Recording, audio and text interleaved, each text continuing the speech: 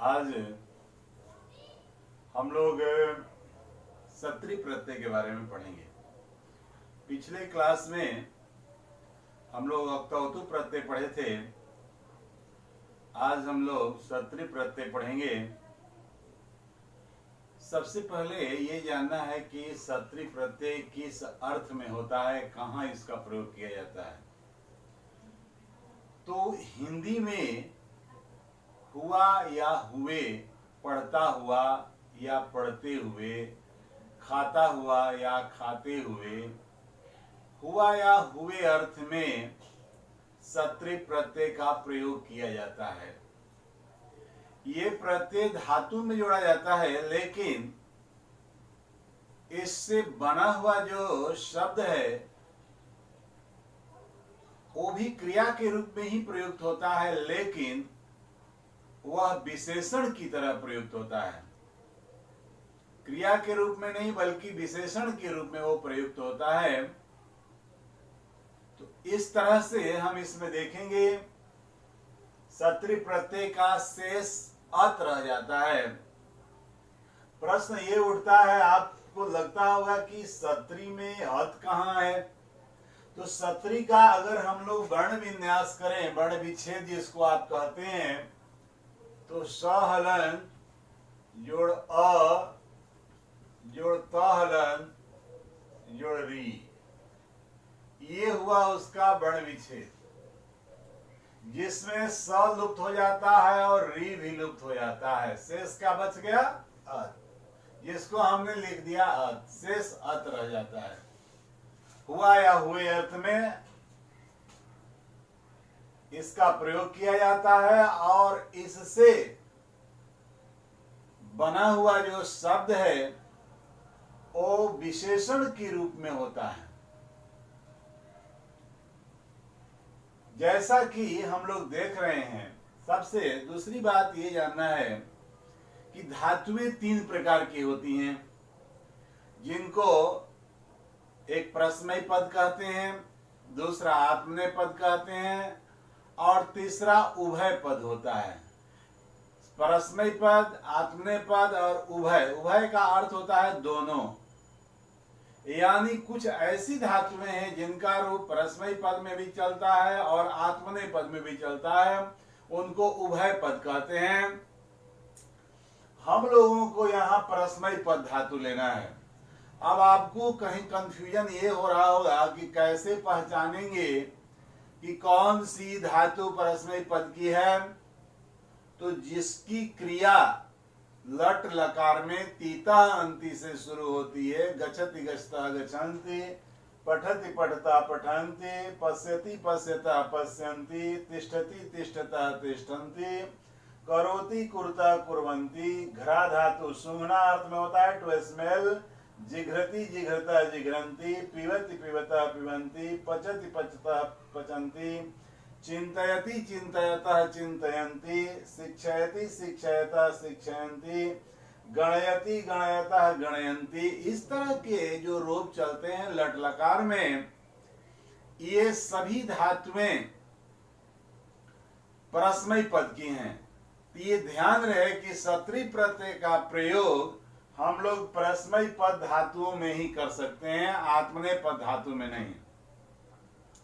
आज इस क्लास के बाद अगला क्लास जो मेरा होगा सानच प्रत्यय का, उसमें हम बताएंगे कि परस्मयी पद नहीं आत्मनेय पद में सानच प्रत्यय होता है, लेकिन वो अगला क्लास होगा। आज जान लीजिए कि ये परस्मयी पद धातु में सत्री प्रत्यय जोड़ा गया और सत्री प्रत्यय जोड़ने से जो रूप बना, उस रूप का एक वचन, द्विवचन, बहुवचन होता है।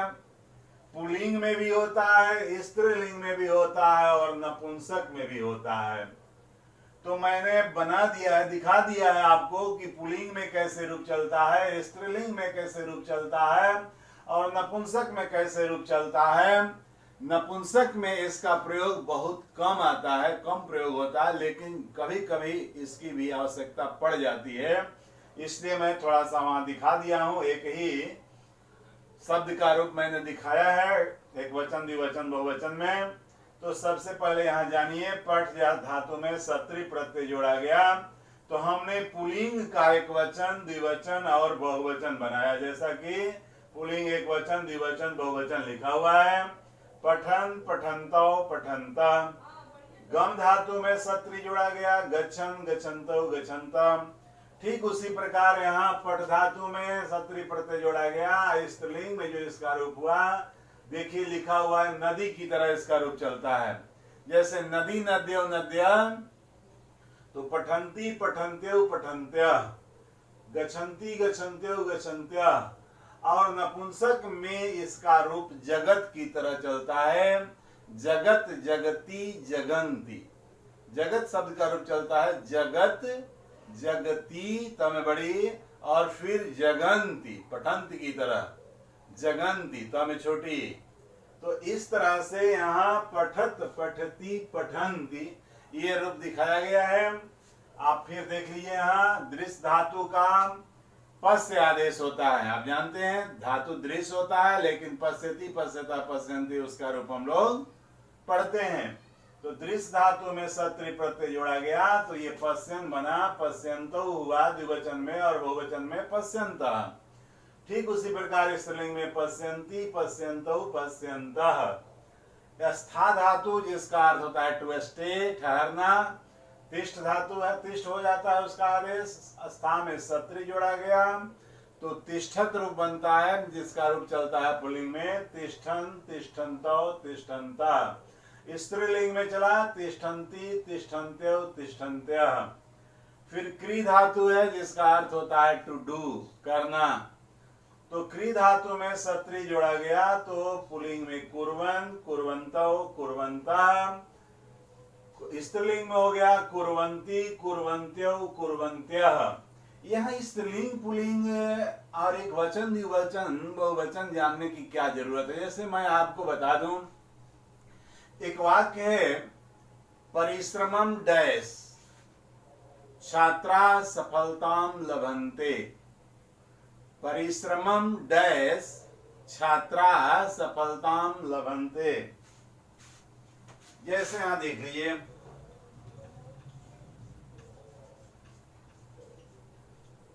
परिश्रमम डैश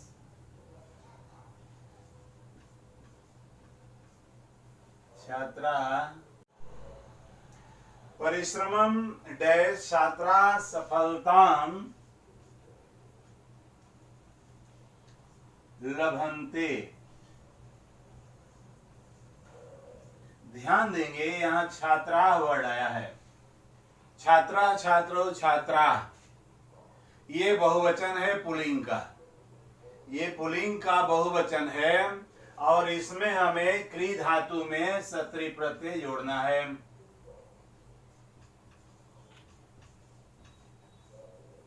तो क्री धातु में सत्री प्रत्यय जोड़ा गया, तो पुल्लिंग में एक वचन कुर्वन्, कुर्वन्तौ, कुर्वन्तः।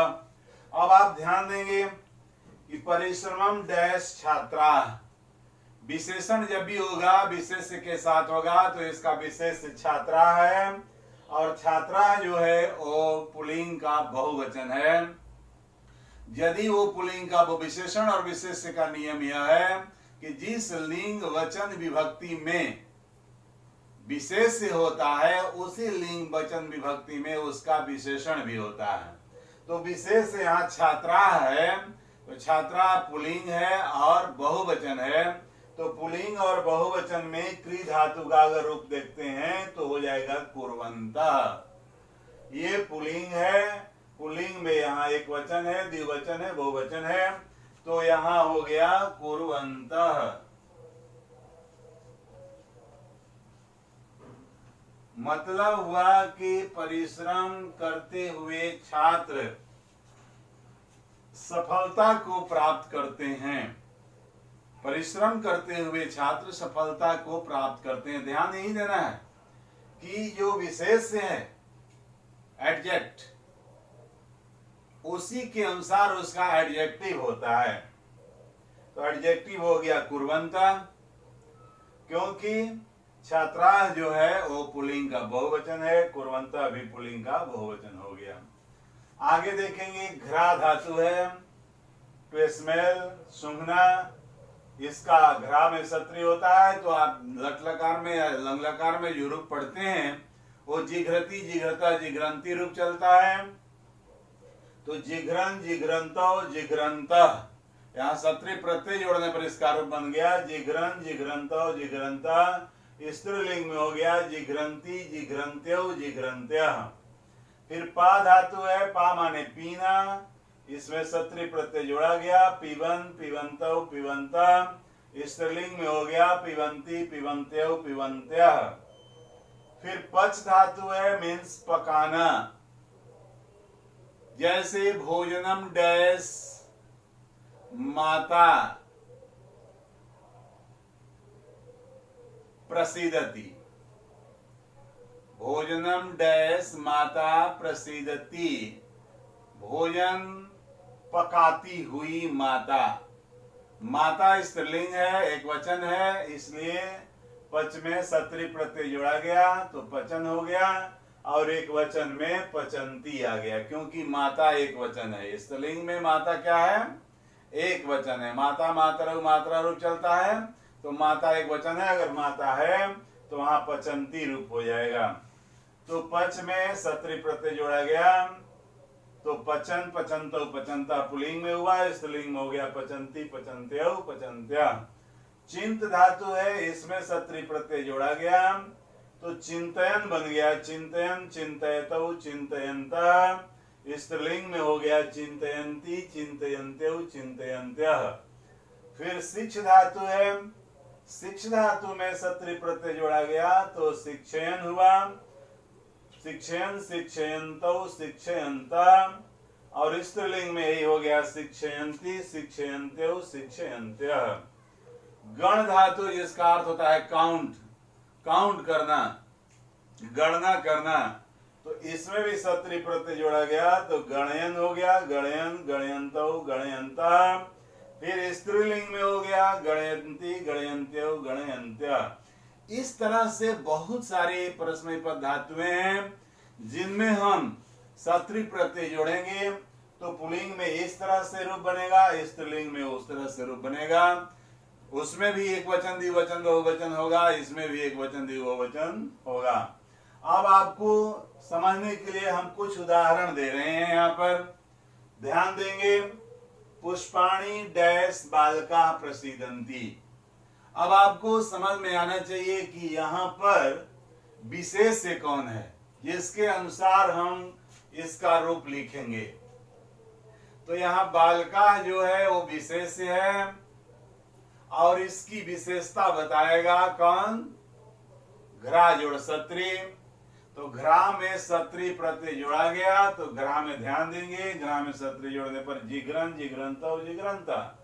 अब प्रश्न उठता है कि ये विशेष से जो है पुल्लिंग है और बहुवचन है, तो हमें कौन सा रूप लिखना चाहिए? तो पुल्लिंग में एक वचन, द्विवचन और बहुवचन, ये बहुवचन रूप बना तो हम लोगों को यहाँ लिखना है पुष्पाणि जिघ्रन्तः।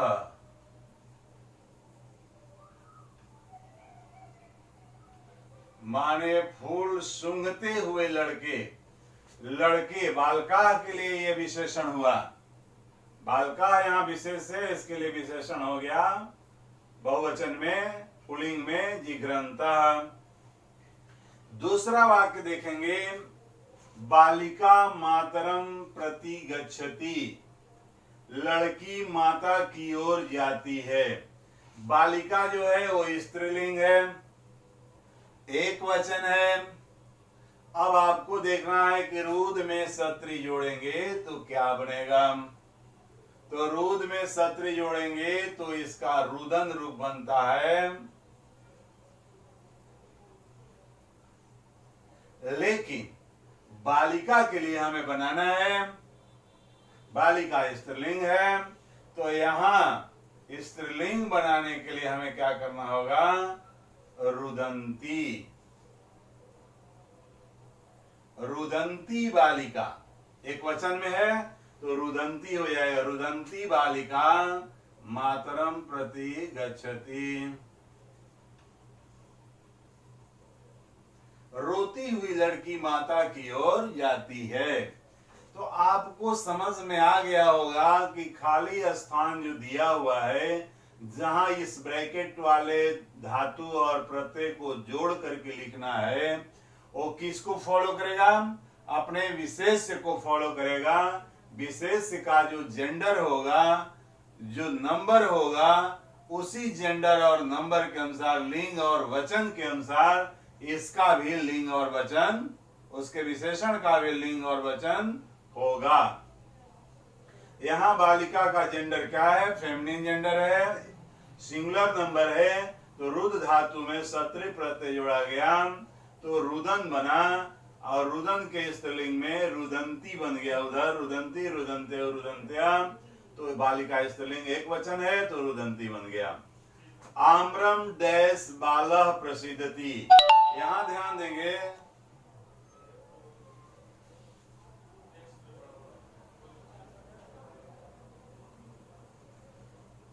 यहां पर ध्यान देंगे, आम्रम डैश बालः प्रसिद्धति। आम खाना अर्थ में है, खाद में सत्री, आम खाता हुआ बालक खुश होता है। प्रसिद्धति का अर्थ होता है प्रसन्न होना, खुश होना। अब आप ध्यान देंगे कि यहाँ बालक जो है या बालका जो है वो पुल्लिंग है और एक वचन है, बाला बालव बाला। तो बाला एक वचन है, तो खाद में सत्री अगर जोड़ते हैं तो खाद जोड़ सत्री पुल्लिंग में क्या रूप आता है? इसमें नहीं लिखा गया है, आप जान लीजिए। खाद में सत्री प्रत्यय जोड़ेंगे पुल्लिंग में तो खादन होगा, तो खादन बाला, आम्रम खादन, आम खाता हुआ लड़का खुश होता है। ठीक उसी प्रकार नीचे में है, दुग्धम डैश बालिका हसती। दुग्धम डैश, पा धातु है, पा का पीब आदेश जानते हैं आप, हो जाता है पिबती, पिबता, पिबंती। तो पा का मैंने एरो देकर के पीब कर दिया है, पीब में सत्री प्रत्यय जोड़ेंगे तो उसका भी पिबन, पिबंतो, पिबंता, और स्त्रीलिंग में पिबंती, पिबंत्यो, पिबंत्या। देख लीजिए यहाँ पर स्त्रीलिंग में बना है, पा धातु में पिबंती, पिबंत्यो, पिबंत्या। अब ध्यान ये देना है कि बालिका जो है वो सिंगुलर नंबर है या प्लूरल नंबर है, एक वचन है या बहुवचन है। तो आपको भी देखने से समझ में आ रहा होगा कि ये एक वचन है। अगर बहुवचन होता तो बालिका हो जाता। तो बालिका जो है एक वचन है, सिंगुलर नंबर है, तो इसके अनुसार एक वचन में स्त्रीलिंग में ये रूप आपका होगा पिबंती।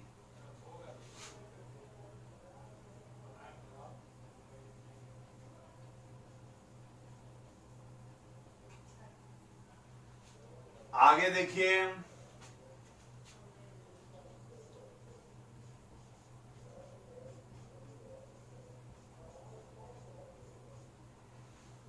रूप्यकाणी डैश महिला प्रसिद्धति।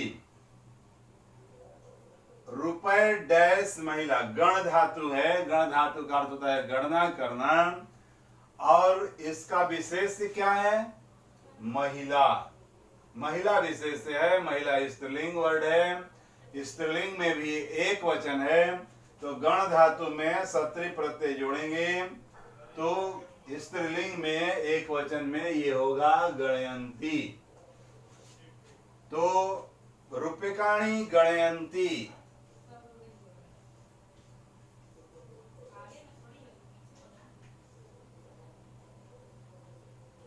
रूप्यकाणी गणयंती महिला प्रसिद्धति। इस प्रकार और भी आपको बहुत सारे उदाहरण हम बताने जा रहे हैं, आप ध्यान देंगे।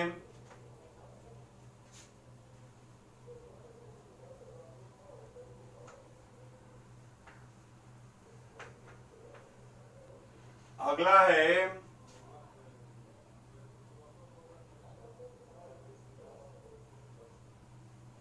ईश्वरम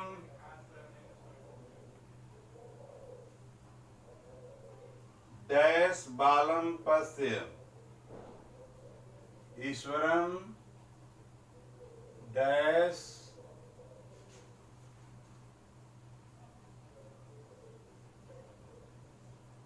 बालम पस्य। ध्यान देंगे, थोड़ा सा इसमें अधिक जानना है। इसमें भरना है नम जोड़ सत्री।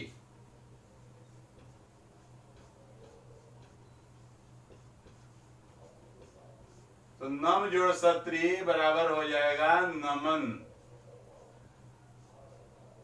यह स्पष्ट है। नम में सत्री जोड़ेंगे, पुल्लिंग में एक वचन में नमन होगा। लेकिन यहां जो है बालम आया हुआ है, बाला नहीं आया है, बालम आया। बालम का मतलब ये कर्म कारक एक वचन, द्वितीय विभक्ति एक वचन का रूप है। तो जैसे पुल्लिंग में बालक की तरह ये रूप जो चलता है बालम, द्वितीय का एक वचन है, तो नमन का भी द्वितीय के एक वचन में नमनतम हो जाएगा। जैसे रूप चलता है नमन, नमनतो,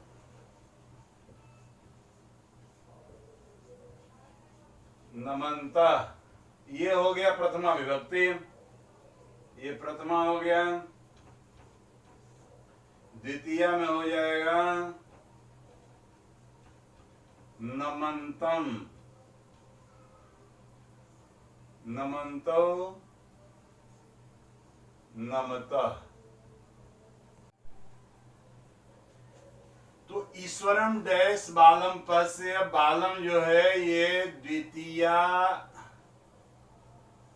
एक वचन है। ये द्वितीय एक वचन है। और द्वितीय के एक वचन में क्या रूप आया है? नमंतम। तो ईश्वरम नमंतम बालम पस्य, ईश्वर को प्रणाम करते हुए लड़के को देखो। उस बालक को देखो जो ईश्वर को प्रणाम कर रहा है।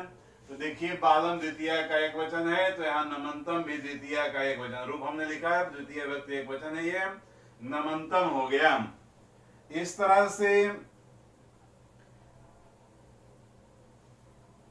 डैश मयूरा सर्वेभ्यः रोचते,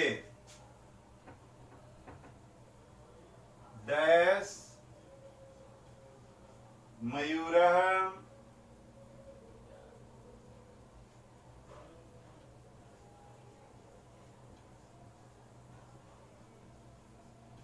सर्वेभ्यः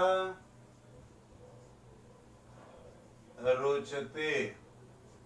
तो नृत धातु है, इसमें सत्री प्रत्यय जोड़ा गया। मोर जो है सबको अच्छा लगता है। कैसा मोर अच्छा लगता है? तो मयूरा जो है वो पुल्लिंग एक वचन है। क्या है वो? पुल्लिंग एक वचन है। तो नृत धातु के सत्री प्रत्यय जोड़ने पर, अब कहीं हमने लिखा होगा, नहीं लिखा है तो जान लीजिए, और बहुत सारी धातुएं हैं जिसको हम जोड़ सकते हैं। नृत में सत्री प्रत्यय हुआ तो ये बन जाएगा नृत्यन।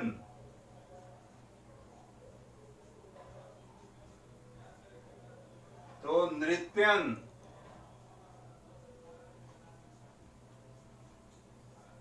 नृत्यन मयूरा सर्वेभ्यः रोचते, नाचता हुआ मोर सबको अच्छा लगता है। डैश, अगला देखिए पत्रम डैश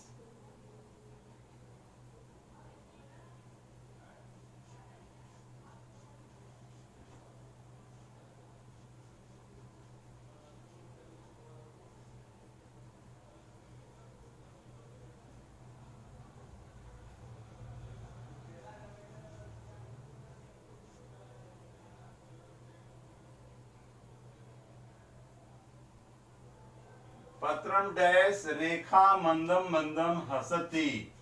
तो लिख धातु में सत्री प्रत्यय जोड़ना है।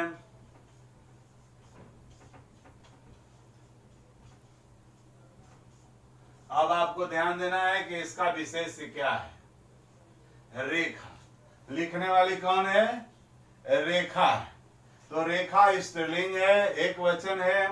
लिख धातु में अगर सत्री प्रत्यय जोड़ते हैं, हमने लिखा नहीं है इसमें, उदाहरण एग्जाम्पल में नहीं दिया है, लेकिन आप खोजेंगे किताबों में बहुत सारे उदाहरण मिलेंगे और ऐसा टेढ़ा नहीं होगा। लिख जोड़ सत्री, ये हो जाएगा लिखन। लेकिन स्त्रीलिंग में जाना है हमको, तो देख रहे हैं स्त्रीलिंग में कहीं भी जो एक वचन में जाते हैं तो ये अंति रूप हो जाता है। देख रहे हैं कुर्वंती, जिघ्रंती, तिष्ठन्ति, तो उस तरह से इसका भी यहां रूप होगा पत्रम लिखंती। रेखा स्त्रीलिंग का एक वचन है, इसलिए हमने स्त्रीलिंग का एक वचन लिखंती लिख दिया। इस तरह से आप बहुत तरह के उदाहरण बना सकते हैं, समझ सकते हैं, लिख सकते हैं। मैं आपको इस प्रत्यय पर आधारित